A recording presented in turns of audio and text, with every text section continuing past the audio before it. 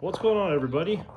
Welcome to my beat laboratory. I want to do a quick little review. Not that this hasn't been beaten like a dead horse, but more the merrier. So, and there's always different perspectives. So this is a 2024 Yamaha Tenere 700.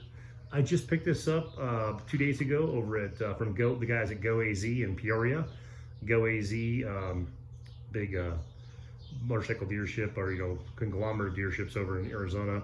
They happen to have this on their used website. So this bike is used. It had 390 original miles on it. And I was looking for a new one, and just people weren't giving them away. They're definitely better than they were a couple years ago as far as not being able to get the hold of them.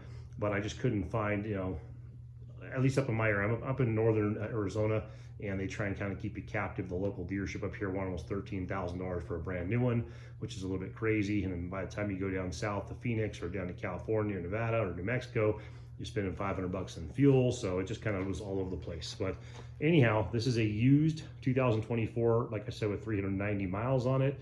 And it doesn't look like the guy rode it more than just a Starbucks and back a couple times.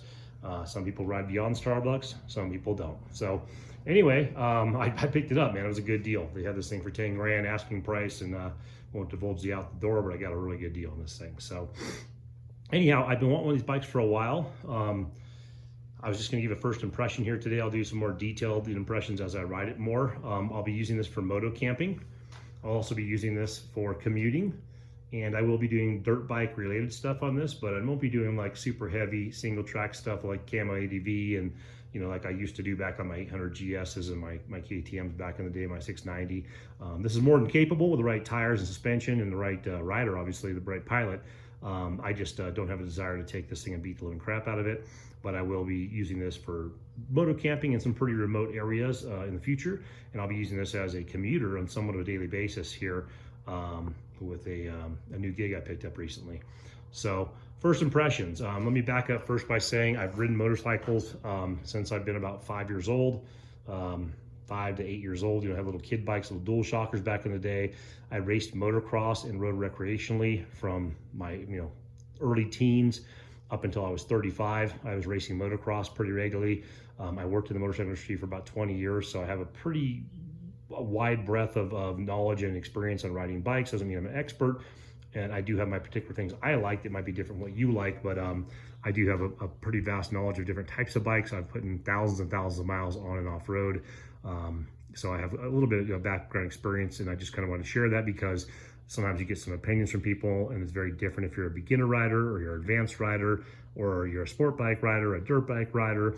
What I'm going to do is I'm going to break out a couple of videos here in the future after I get a little more time on this bike, and I'll compare the transition from like a sport bike rider to this type of platform, a dirt bike rider to this type of platform, adventure rider on a big heavy duty BMW or 1290 KTM to this type of platform and what I consider a midweight adventure bike. So I'll share those in future videos that can maybe break it down better for people that might be thinking about coming over from a different bike platform and wondering if this is a bike that could fulfill your needs. So I knew I was getting into this bike. I bought this sight unseen. I did most of the paperwork over the phone, and I basically drove down there, or had my gal drive me down there, had my gear in the back, threw it on, and did a 260 mile ride home with a couple of little dirt shortcuts, but nothing crazy, up by the Mogollon Rim, up Beeline Highway out of Payson, Arizona.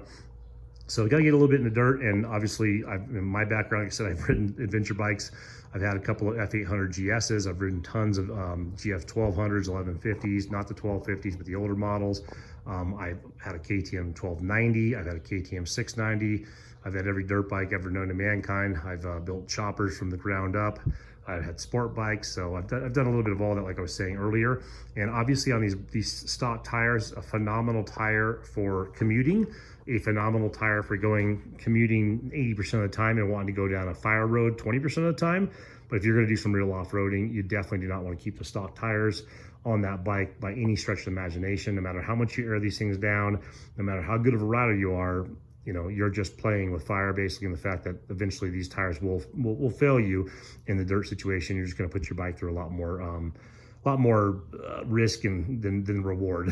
So if you're going to go if you're going to start doing off-road on these things, I've seen a lot of beginners jump on this bike and want to go off-road right away and be even thrown off like, wow, this thing doesn't handle like I expected. Tires are significantly such a significant change in how a bike operates.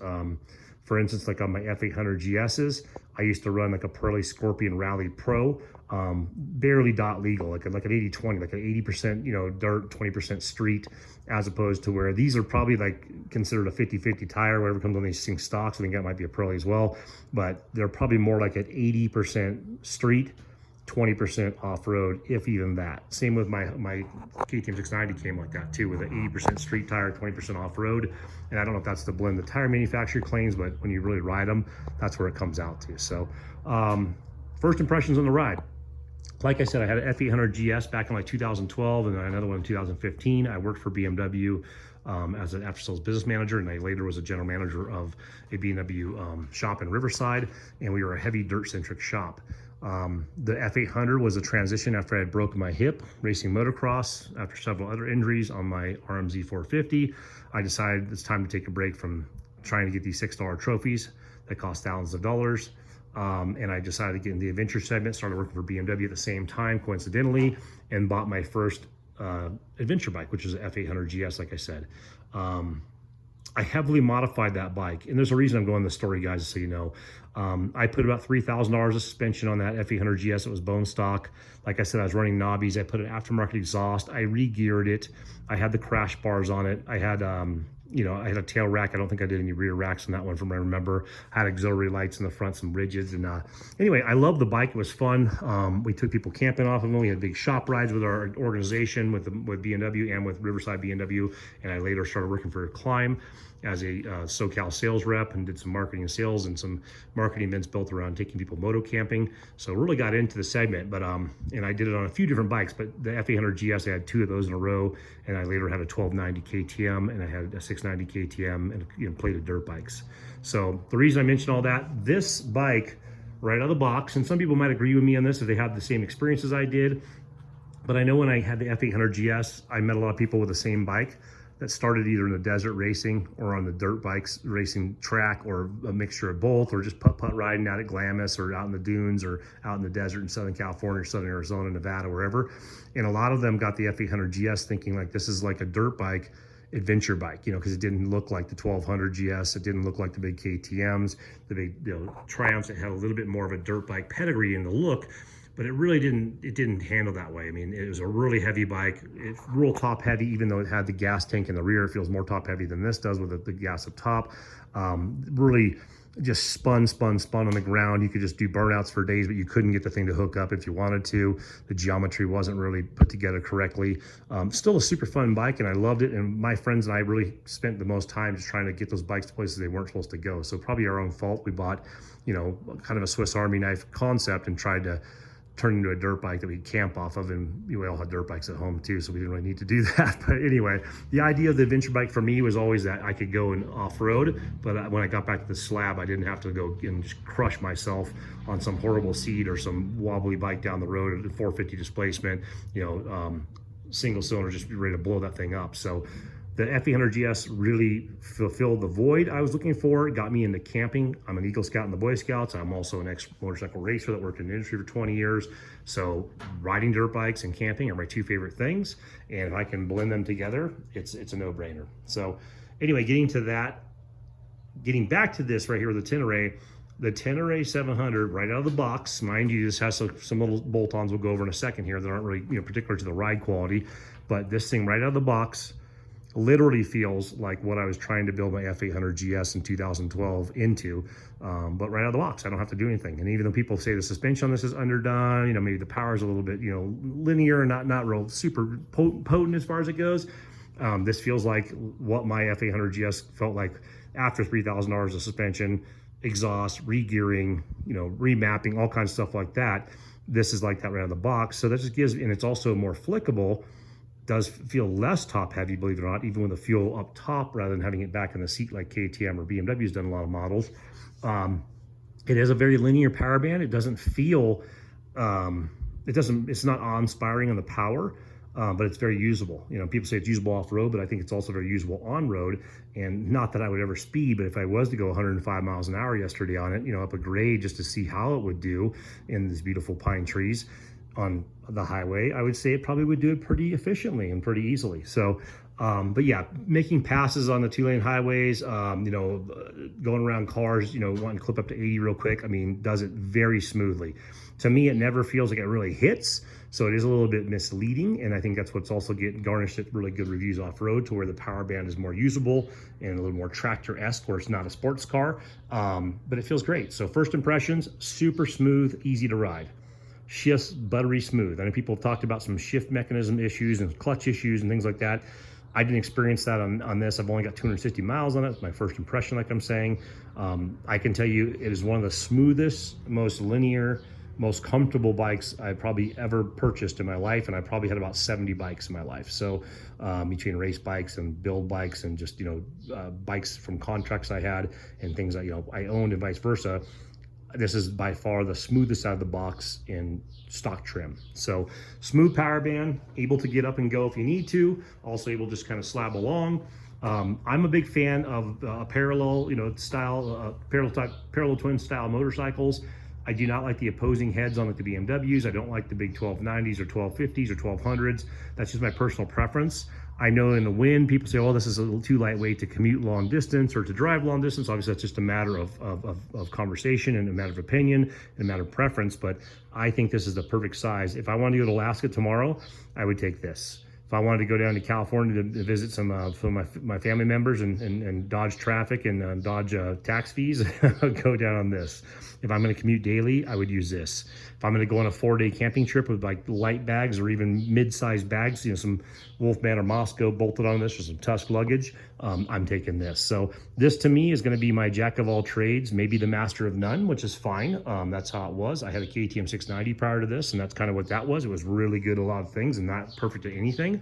The reason I got out of my 690 for reference is different than everyone else. I had some medical issues relating to neuropathy in my arms and my legs, and I'll go into a separate video on that as well for people that are maybe suffering from diabetic things or dietary type things or just nervous system issues or back injuries, nerve injuries. I've had numerous motorcycle crashes, and I was having some issues where my hands would go numb off-road, and the KTM 690 is not a vehicle that you putt around on. Not saying this is at all, but I would rather putt on this off-road and enjoy it and haul ass on the street and get back to where I want to go than try and haul ass on my 690, maxing that thing out on the road and feeling like the vibrations and not being able to ride it like a normal human off-road, because it's just such a beast that you have to ride it like a full-blown dual sport or motocross bike. So anyway, so that's what prompted the sale of my 690 recently, and that's why I got into the Yamaha Tenere.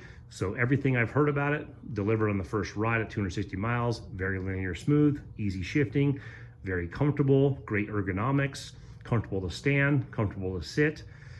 Buffeting is okay. Mind you, I wear a dirt bike helmet and goggles, guys. I'm a motocross racer my entire life, from, you know, till 35 years old. So I've done the adventure helmets. I have sport bike helmets as well. On a sport bike or a chopper or a cruiser, I'll wear a sport bike helmet because of the seating position. On the adventure bikes, I usually, even though I've tested many AEV helmets, and I'd like to retest a few and get back into that most likely soon because I think it's a better platform. Currently, I run a Bell Moto helmet with Oakley air brake goggles, and I like that style. When a bee or a bug hits you in that little spot in your nose or something that doesn't cover it, sucks. But other than that, I really like having goggles.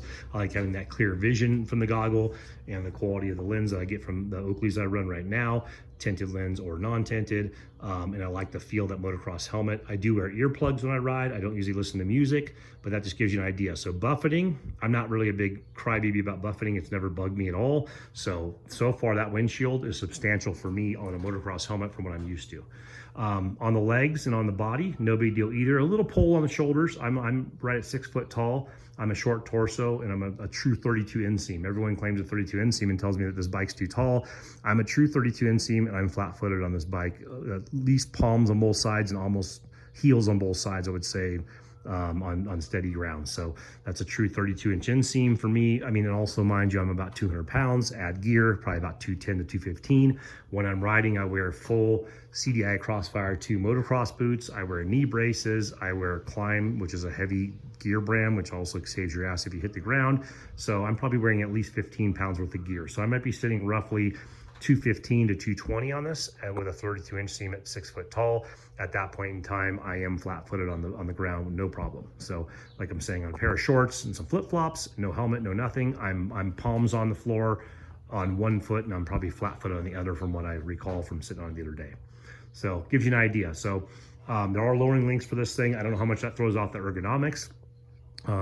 Handling, going into corners. I mean, I'd be going 70 down a 55, well, not that much, on a closed course environment, of course, you know, with private restrictions, I would never break the law. But let's say I was going 70 into a 55 corner, which is nothing for like a sport bike. I mean, that's pretty much, you know, top of the line for a cruiser maybe, and maybe a naked bike type of speed. But 20 to 25 miles an hour over suggested speed limit in a corner, this thing just lays over. It's no big deal. I mean, you don't even hardly move the bars. You literally just lean and you're there. So, and that's also, mind you, with the stock tires at full pressure for the street. I didn't air down for the dirt that I went on, so I kept it at full pressure all day, which made it sketchy on the street, on the dirt, obviously. But just leans over real clean and smooth. Doesn't have any weird hooks in it. Carries the line really well. Doesn't have any hiccups in the power band, so it's just a linear, smooth, you know, roll through the corners. As far as ergonomics, my knees, for me, I'm on the standard seat. I'm actually gonna probably go with either the aggressive seat concept seat for a little bit more thickness, or the rally style, the taller seat, which is what I normally do on seat concepts, because I said I'm a true 32-inch, and I used to be a little heavier than I am now, so I squat a bike pretty good. But I'm probably gonna go either with the seat concepts rally style seat, or the aggressive, whatever they call it. I'll have to call Lynn and find that out, or their taller seat, and I'm gonna probably go with nice CNC, with some droppers for those pegs that are on there. So to drop the pegs like a 1/2 inch. So I'll have my 1/2 inch down on the peg and maybe 1 inch higher on the seat, and that would help me out. And mind you, this is a personal preference. I have two new knees, I have a new hip, I've got all kinds of injuries. So for me, the comfort in the riding position, especially on a long slab ride, is important. And also for me, when I'm getting from sit to stand, that from that area to this area where my knee's set up makes a big difference if I'm sitting and standing numerous times on a trail ride. So, but yeah, those are the things. So this bike, stock trim, like I said, only thing we have extra, some Tusk bars on here. I can't say I'm a fan or not a fan of those things. The Tusk products I have no problems with. I think they do make a great product. It's obviously more of an entry level, cost-effective level. I think the coverage is great on these things. I've seen people going back and forth on crash bars, like don't run them, run them. I ran them on my GSs. I crashed my GSs like a mother on the off-road. I mean, I crashed them all over the place. We were riding very aggressively. I think the crash bars do their job. I think they're phenomenal. I'm gonna run crash bars. Will I keep these Tusk bars? I don't know. I may do something different. I'm gonna go with a heavier duty, either Circa or Bark Buster style, you know, handlebar cover, because these are gonna be very flimsy, and people have already noted when you crash these, whether the bars turn this way or that way, they will most likely hit the bar and the cage before it'll actually hit your crash bar. Sometimes it won't even hit your crash bar. So we'll upgrade these. We will go with a Tusk crash bar for now, maybe do something different in the future. We will go with a Zumo GPS up here. We'll go with a fold down, you know, double take mirror, just one. I don't run 2 mirrors normally. We will go with the AXP skid plate. I don't prefer this style, and I don't want some big hunkin' cast iron plate down there. I want the AXP, so it does glide over trees and rocks, and it sound deadens a little bit. I will go with a larger footprint on this for when you're off-road and you put it down and your bike falls over. I will find some covers for these, because I think the engine guard covers would be important. I don't know what pegs those are, but they work fine. I will probably get rid of this Tusk rack and go with something a little bit more linear. I like the Camel ADV one, other than the fact you have to drill into your rear here. I do like the Alt-Rider one. Jeremy makes a phenomenal product over there. I just saw that it has some wraparound things on another guy's video recently, to where I may not like that. I may interfere with other things I'm gonna do. I'll probably do the Alt-Rider tail tidy kit, because I believe this is aluminum and I don't want to add weight to this. I will put a chain guide down here, because I think it's very odd that there's no chain guide. There's a roller right there, but no chain guide. So I'll put a chain guide, most likely from a Chirby's or Nice CNC. I really like that brand, even though it's kind of like a smaller brand. Like I said, tail tidy for sure is phenomenally ugly, phenomenally horrible looking. So pipe sounds great, like everyone else says, but I want it out of the way. It's too low. So I'll go with the Camel ADV. We won't have a passer on this anytime. I'm a soloist, so we'll get rid of those. We will go with the high-rise exhaust up in here, And like I said, either the Camel ADV or we'll go with one of the aftermarket, other aftermarket companies that maybe have a better price point. Brake, going back to stock ride, first impressions, horrible. I don't use the rear brake a lot, so it's fortunate. I'm a very, very heavy front brake guy, just coming from a motocross background, especially with 4-stroke, so you can use the engine braking and just kind of come in the turn as hot as you want to. Downshift, engine brake, and barely squeeze that front brake. I could probably take my back brake off and race the whole season, not even notice it's not there. But, and so for dirt, I don't really care. I actually use this front brake primarily in dirt as well. But for street, I do like that extra bite on the back, so maybe opposite from some or different. But this brake lever, you can't even tell you're pushing on it, and when you are, it doesn't respond until like you're almost to the very last point of where you need it to work. So it's a little sketchy. Anyway, we'll go with some other tires, obviously.